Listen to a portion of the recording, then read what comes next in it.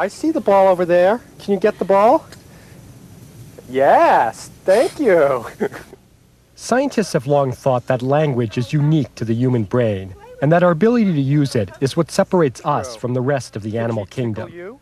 An ape research project in Atlanta is challenging this claim. Pamanisha, can you tickle Sue?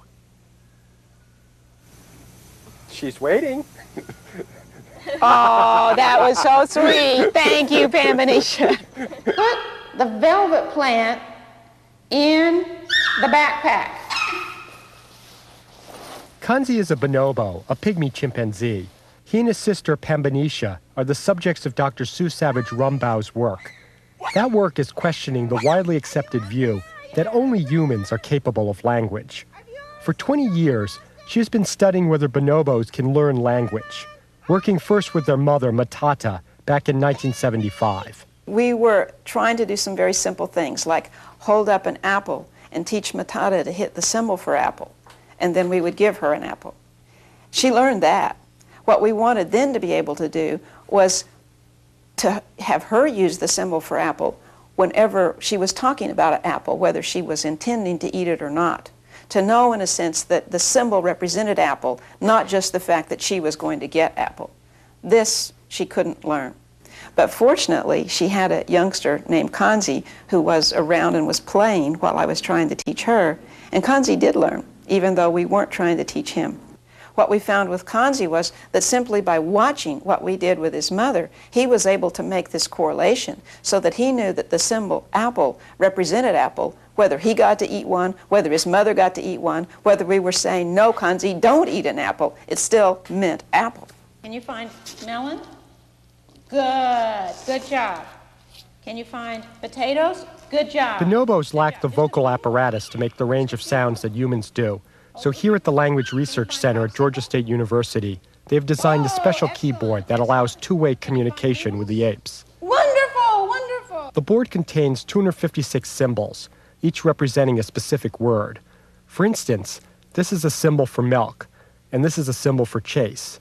When Savage-Rumbaugh talks to Kanzi, she points to the symbols corresponding to what she is saying. Kanzi can respond by pointing back. He seems most interested in food, tickling, and biting. What are you thinking? Tickle and bite. Okay, yes, I'm going to tickle and bite Kanzi.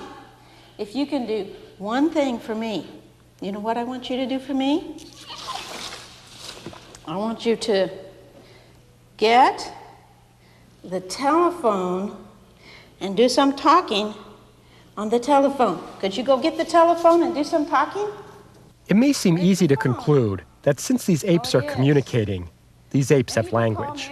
But this is still a very controversial conclusion because it calls into question what most scientists believe is unique to human beings. You don't hear anybody? Over the years, anthropologists have pointed to many differences between our species and animals. For example, our ability to use tools. But then scientists observed a sea otter using rocks to break open mollusks. So anthropologists raised the bar, claiming that we were the only animal that makes tools.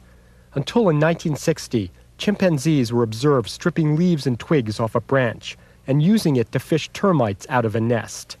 Now Savage-Rumbaugh and her husband and collaborator, Dwayne Rumbaugh, believe that their work undermines what is arguably the last bastion of human uniqueness, language.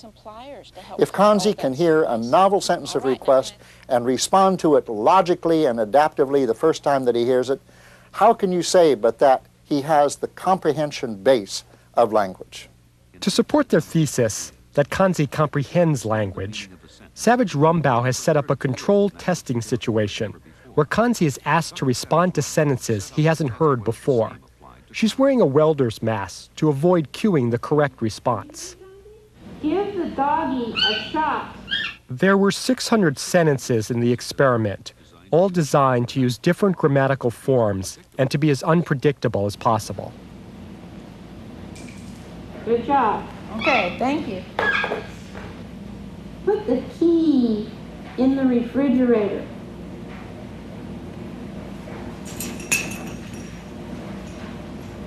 Good job. Thank you. Savage-Rumbaugh claims that Kanzi responded accurately 75% of the time, equivalent to what a 2-year-old child did in a similar setting.